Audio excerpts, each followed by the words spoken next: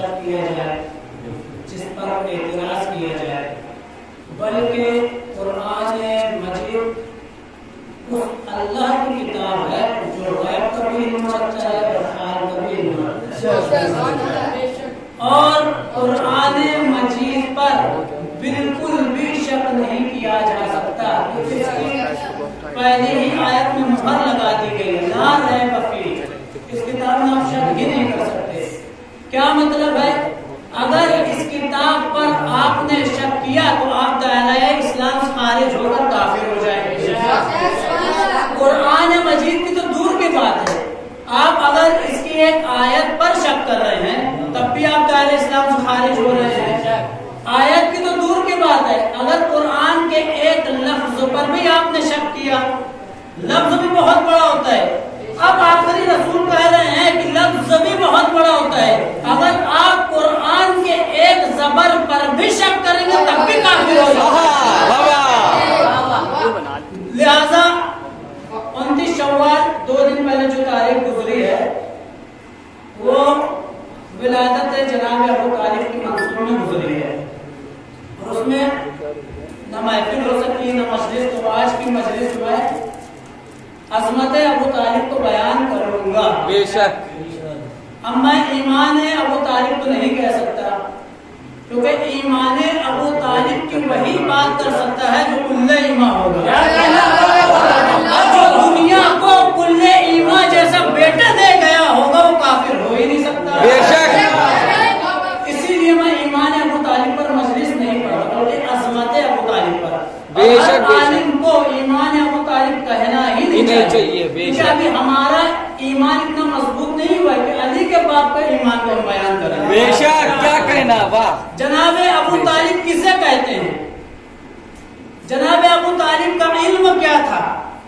جناب ابو طالب کا ایمان کیا تھا؟ ایمان کی تو بات میں کروں گا نہیں، لیکن جناب ابو طالب کسے کہتے ہیں اب سنیے گا۔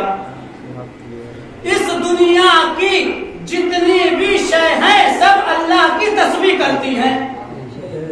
قرآن کہہ رہا ہے یسبح للہ ما فی السماوات و ما فی الارض، اس دنیا میں چاہے وہ آسمان پہ ہو یا زمین پر ہو جتنی بھی چیزیں ہیں اللہ کی تسبیح کرتی ہے۔ تسبیح سے کیا مراد ہے؟ قصیدہ۔ اس دنیا میں جتنی بھی چیزیں ہیں وہ اللہ کا قصیدہ پڑھتے ہیں۔ اللہ جس کا قصیدہ پڑھے اسے محمد کہتے ہیں، محمد جس کا قصیدہ پڑھے اسے علی کہتے ہیں، اور علی جس کا قصیدہ پڑھے اسے ابو طالب۔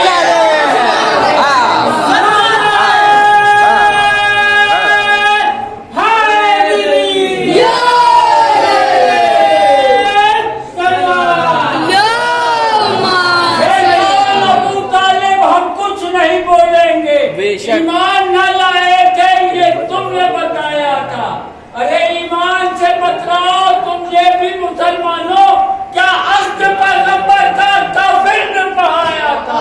نعرہ حیدری،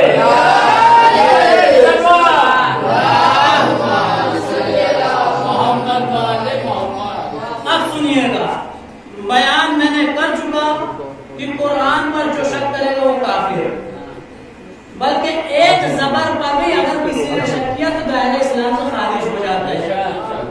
سورہ آل عمران قرآن مجید کا 3 نمبر کا سورہ ہے، اور اس کی آیت نمبر 33 جس میں پروردگار عالم ارشاد فرما رہا ہے ان اللہ اصطفیٰ آدم، اور اللہ نے مصطفیٰ بنایا آدم کو، اللہ نے چنا آدم کو، اللہ نے منتخب کیا آدم کو، اللہ نے پسند کیا آدم کو۔ لفظ استفا کا معنی ہوتا ہے، اسی لفظ سے مصطفیٰ بنا ہے، استفا سے بنا ہے مصطفیٰ، چاہے آپ استفا کہیں یا مصطفیٰ کہیں دونوں کا ایک ہی معنی ہے۔ مصطفیٰ کا مطلب ہے چنا ہوا، استفا کا مطلب ہے چنا ہوا، بے شک۔ یا دوسرا معنی لیا جائے منتخب کیا ہوا، یا تیسرا معنی لیا جائے پسند کیا ہوا۔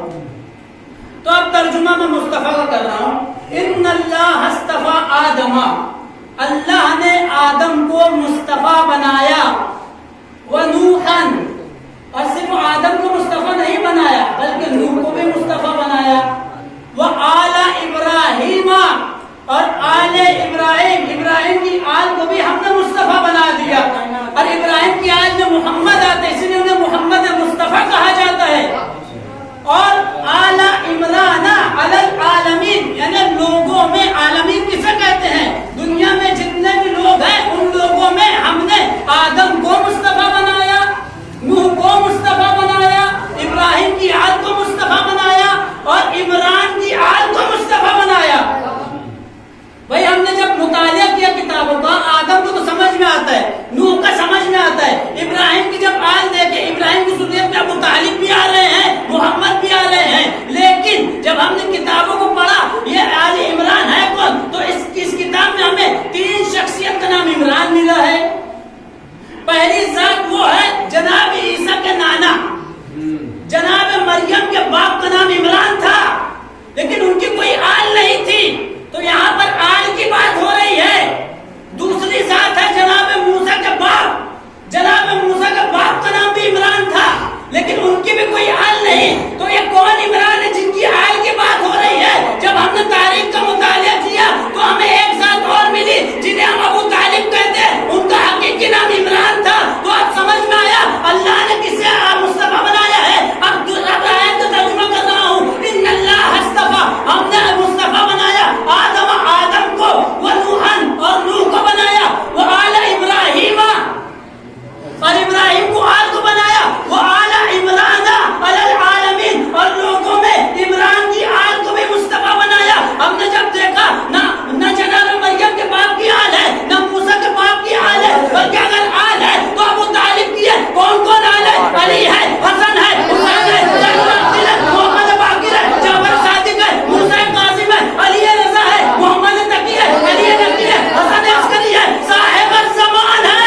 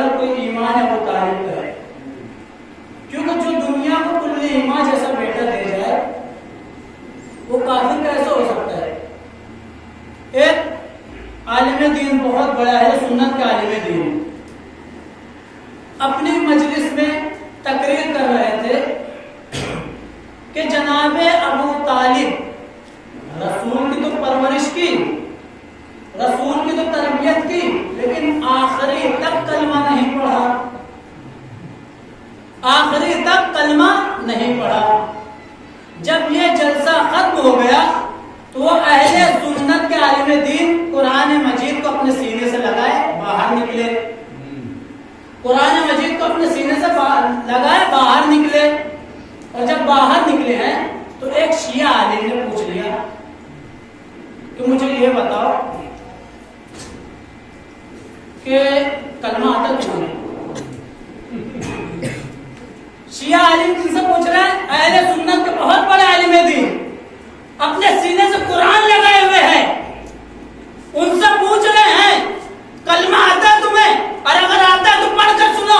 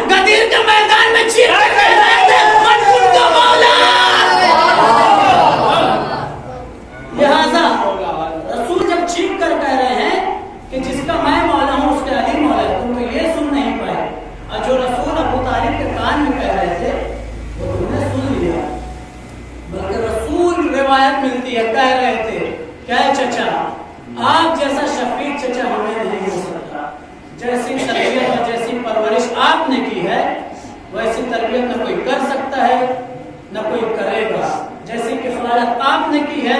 اب کیا فرما رہے، جو قرآن پر شک کرے گا وہ دائرہ اسلام سے کافر ہے، دائرہ اسلام سے نکل کر کافر ہو جاتا ہے۔ قرآن کیا کر رہا ہے، آل عمران آیت نمبر 33، ان اللہ اصطفیٰ، ہم نے آدم کو مصطفیٰ بنایا، ونوحن، اور نوح کو مصطفیٰ بنایا۔ مصطفیٰ کا معنی ہم نے بتا چکا ہے، یا تو چنا ہوا، یا تو منتخب کیا ہوا، یا تو پسند کیا ہوا۔ کیا ہے؟ چنا ہوا، منتخب کیا ہوا، پسند کیا ہوا۔ اگر پسند کیا ہوا ترجمہ کرو تو آپ سنیے گا کیا کہہ رہا ہے، ان اللہ اصطفیٰ آدم، ہم نے آدم کو بھی پسند کیا، ونوحن، اور نوح کو پسند کیا، وآل ابراہیم، اور آل ابراہیم کو بھی پسند کیا، وآل عمران، اور عمران کی آل کو بھی پسند کیا۔ اب دوسری جگہ کیا فرما رہا اللہ تعالیٰ، ان اللہ لا يحب الکافرین، اللہ تعالیٰ کافروں کو دوست نہیں رکھتا، اللہ تعالیٰ کافروں سے محبت نہیں کرتا، اللہ تعالیٰ کافروں کو پسند نہیں کرتا۔ ایک جگہ تو کہہ رہا ہے ہم جو ہے آل عمران کو پسند کیا، ایک جگہ کہہ رہا ہے کافروں کو پسند نہیں کرتے۔ اگر ابو طالب کافر ہوتے تو اللہ نہ ابو طالب کو پسند کرتا نہ آل ابو طالب کو پسند کرتا۔ لہذا قرآن پہ غور کیا کرے، اسی لیے کہتے ہیں کہ قرآن کو تم اہل بیت کے بغیر سمجھ ہی نہیں سکتے، نہ اہل بیت کو قرآن کے بغیر سمجھ سکتے ہیں۔ اور کیا کہہ رہے ہیں، کیونکہ 2 دن پہلے ان کی ولادت گزری ہے، کہہ رہے ہیں کہ جناب ابو طالب نعوذ باللہ آخری وقت میں بھی ایمان نہیں لائے اور حالت کفر میں دنیا چھوڑ گئے، رخصت ہو گئے۔ آج بھی مسلمان کہہ رہا ہے، آج بھی مسلمان کہہ رہا ہے رسول کا نکاح ہر کتاب میں ملتا ہے، کس نے پڑھا؟ رسول کا نکاح کس نے پڑھا؟ جناب ابو طالب نے۔ اور یہ چیزیں ہمیں ہر کتاب میں ملتی ہے، اہل سنت کی کتاب میں مل جائے گا، اہل تشیع کی کتاب میں، کہ رسول کا نکاح جناب ابو طالب نے پڑھا۔ اب اس سے مجھے لینا دینا نہیں ہے کہ ایک کافر سے رسول نے کی پڑھوایا، مجھے بس کچھ چیزیں بیان کرنا ہے، وہ چیزیں بیان کرو اور ضبط مسئلہ ہے۔ رسول کا نکاح، آپ نکاح کا مسئلہ اٹھا کر پڑھیے رسالے میں،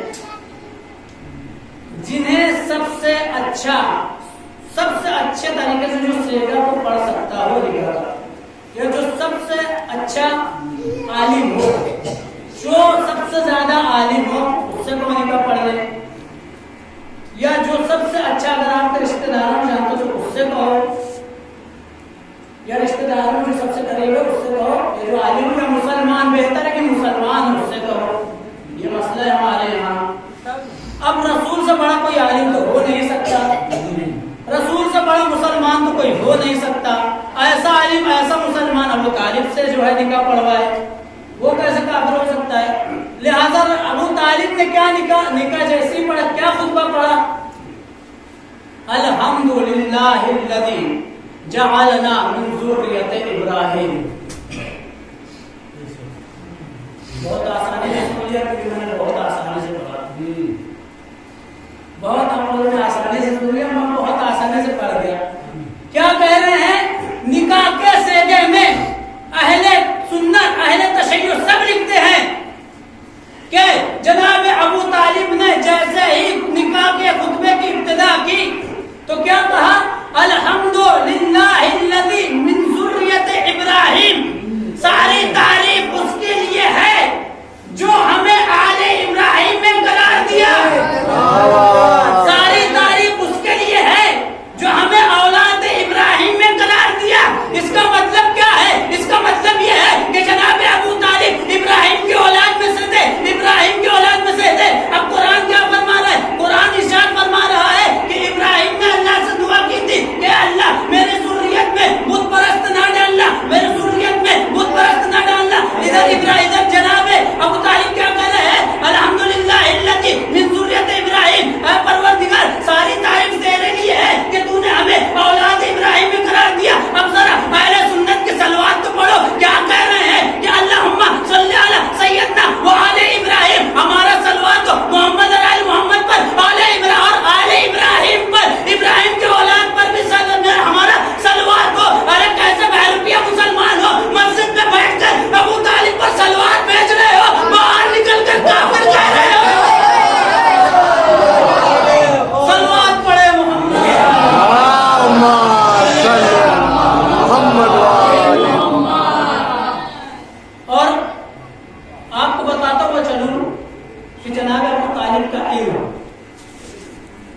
جب تک جناب ابو طالب حیات رہے، جب تک جناب ابو طالب حیات رہے تب تک رسول نے حدیث نہیں کی انا مدینۃ العلم وعلی بابھا، میں علم شہر ہوں اور علی اس کا دروازہ ہے، کیونکہ رسول جانتا تھا کہ مجھ سے بڑا ایک عالم ہے میرے چچا، اور اگر اس پر بھی کوئی اعتراض ہو رہا ہے تو اب کہتا ہوا چلوں کہ جب تک ابو طالب زندہ رہے، جب تک رسول زندہ رہے، علی نے سلونی کا دعویٰ نہیں کیا۔ اگر علی نے سلونی کا دعویٰ کیا ہے یا تو ابو طالب کے جانے کے بعد اور رسول کے جانے کے بعد سلونی کا دعویٰ کیا، لہذا اس سے اندازہ لگایا جا سکتا ہے کہ جناب ابو طالب کا علم بھی آسمان چھو رہا تھا، جنہوں نے تربیت کی 2 بیٹوں کی، ایک رسالت کی اور ایک امامت کی، اور جب تربیت کی تو ایک رسول بنے ایک امام بنے۔ یا جملوں کو یوں کہہ دوں کہ ایک طرف مینار رسالت، ایک طرف مینار امامت، اور بیچ میں جو گنبد تھے وہ ابو طالب تھے۔ اس سے بہتر مثال کوئی نہیں دے سکتا، نہ دے سکتا ہوں میں۔ لہذا جناب ابو طالب کبھی بھی مجلس ہو، کوئی عالم دین ایمان ابو طالب کی بات کرے تو اسے کہہ دیجیے کہ ایمان ابو طالب کی بات نہ کرے بلکہ عظمت ابو طالب کی بات کرے۔ ان کے لیے فضیلتیں ہیں جیسے ہم علی کی فضیلت بیان کرتے ہیں، ان کی عظمت ہے جیسے ہم علی کی عظمت کو بیان کرتے ہیں۔ ایمان جب ہمارا مکمل ہوگا تب ہم ایمان کی بات کریں گے، لہذا شک شبہ کرنا دائرہ اسلام سے خارج کر دیتے ہیں۔ اور جو مسلمان جناب ابو طالب کو کافر کہہ رہے ہیں، لہذا اگر جناب ابو طالب کو تو کافر نہیں کہہ رہے ہو بلکہ قرآن کی آیت پر شک کر رہے ہیں، اور رسول نے اسی لیے فرمایا تھا کہ جو قرآن کی آیت پر شک کرے وہ دائرہ اسلام سے خارج ہو جاتا ہے۔ اب سنیے گا جناب ابو طالب کا علم کیا تھا۔ کچھ لوگ جناب ابو طالب کے پاس آئے، رسول بھی موجود ہے، مولا کائنات بھی موجود ہے، اور لوگ یہ گمان دیتے ہوئے آئے کہ رسول سے جو سوال کرو وہ بتا دیتے ہیں، علی سے جو سوال کرو علی بھی بتا دیتے ہیں، لہٰذا آج جو ہے نعوذ باللہ ذلیل و رسوا کریں گے علی کے بابا کو، جناب ابو طالب کو۔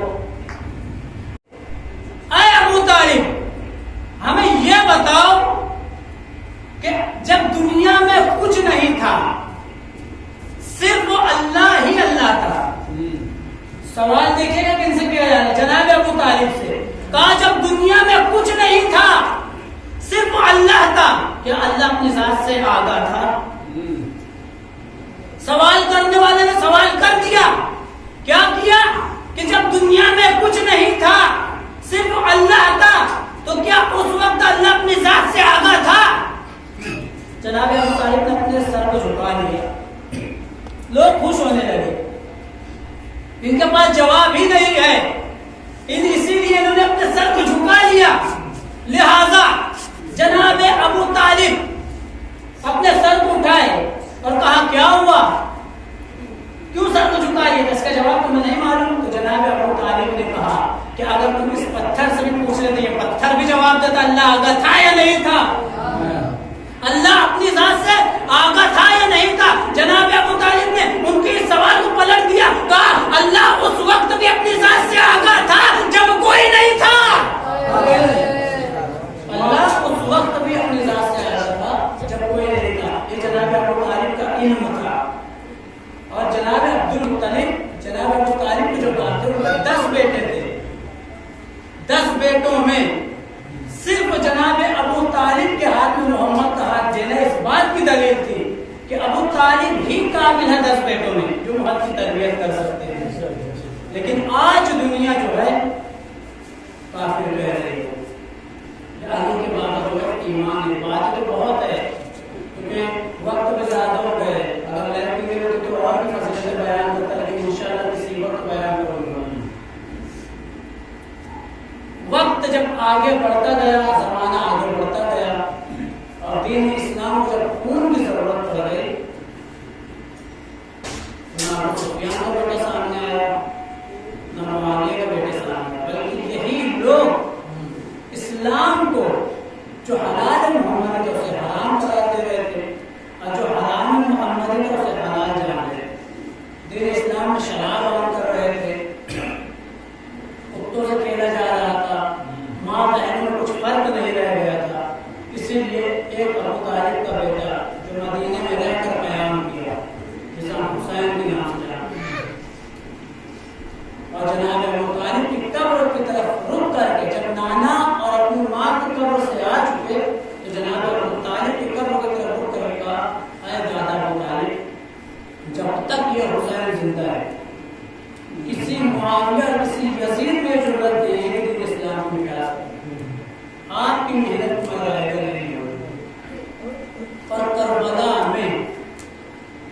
جب روز عاشور صلح نمودار ہو گئی، حسین کے سارے اصحاب مارے جا چکے، حسین کے سارے عزیز مارے جا چکے، اور محمد شہید ہو گئے، قاسم شہید ہو گئے، بعض لوگ اکبر شہید ہو گئے۔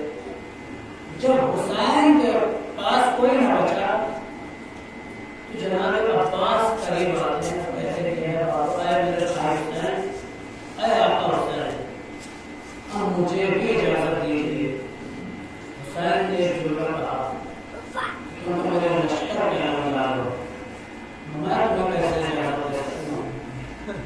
عباس صلی اللہ علیہ وسلم کے مطلب چاروں طرف گیا اور نگاہ کر کے کہا، آقا حسین، اب وہ لشکر کہاں جس کا نام دار ہوا ہے، اب وہ لشکر کہاں جس کا نام دار ہوا ہے۔ اب یہ گفتگو ہو ہی رہی تھی، خیموں سے بچوں کی آواز آنے لگی اور پیاس بارش آ رہی ہے۔ حسین نے کہا، اے عباس، پہلے ان بچوں کے لیے پانی کا انتظام کرو۔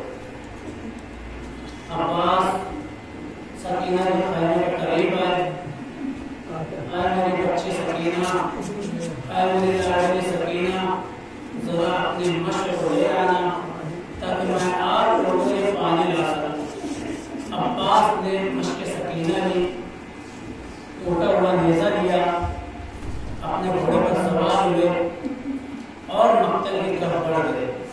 تاریخ نے یہاں تک لکھا مقتل کی طرف بڑھ گئے۔ ادھر جب عباس جا چکے ہیں تو سکینہ جو چھوٹے چھوٹے بچے ہیں ان کو جمع کرنے لگی، اے بچوں، اب تو میرا چچا عباس گیا ہے پانی لینے، لہذا تم گھبرانا نہیں، جب چچا عباس آ جائیں گے تو میں سب سے پہلے تمہیں پانی پلاؤں گی۔ لہذا عباس گھاٹ پر اترے، عباس کو آتا دیکھ کر سارے دشمن بھاگ گئے۔ عباس اپنے گھوڑے کو نہر فرات پر اتارا، جب مشکیزے کو نکالنے لگے تو عباس نے ایک ٹھنڈی ہوا محسوس کی، ٹھنڈی ہوا محسوس کی اور عباس نے لوٹ کر چیموں نے پانی کو اٹھایا، اور چیموں نے جب اسی پانی اٹھایا تو ایک مرتبہ عکس سکینہ نظر آیا، اور عباس سوچنے لگے کاش اگر مشکیزے کی جگہ اگر حسینی بچوں کو لے آتا۔ عباس جانتے تھے کہ اب میرا بچ کر جانا ممکن نہیں ہے، اب ایک مرتبہ میں گھاٹ پر اتر گیا ہوں تو میرا جانا مشکل ہے۔ اس بات کی گواہی عباس کی دعا دے رہی تھی کہ عباس دعا کر رہے تھے، پروردگارا ارے میں رہوں یا نہ رہوں لیکن یہ مشق سکینہ خیموں تک پہنچ جائے۔ عباس دعا کر رہے تھے، پروردگارا میں رہوں یا نہ رہوں لیکن یہ مشق سکینہ کسی بھی طرح خیموں تک پہنچ جائے۔ عباس سے مشکیزے کو نہر فرات نے ڈبویا، اتنی خوشبو ہو چکی تھی کہ عباس نے پہلے اسے تر کیا، مشکیزے میں پانی بھرا۔ اب عباس جو خیمے کی سمت ہونے لگے، بھاگی بھی وہ سمت تھی، کوئی نیزہ مار رہا تھا، کوئی تیر مار رہا تھا۔ ارے عباس دھڑان سے اوپر چڑھ رہے تھے، لوگ اوپر سے تیر مار رہے تھے، نیزہ مار رہے تھے، ہر تیر عباس کے جسموں کو چیرتا وہ پیچھے چلا جاتا تھا، لیکن عباس نے بھی حسرتیں نہیں توڑی تھی۔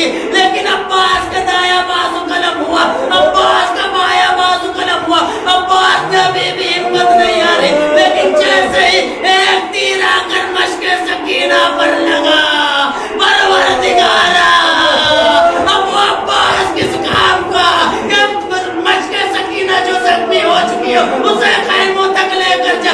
عباس اپنے گھوڑے کا رخ بدلا اور فرات کی طرف واپس ہوئے۔ ارے اب عباس کا جا کر کیا فائدہ؟ بس ایک روایت بیان کروں گا کہ ایک عالم دین تھے، مولا عباس کے روضے پر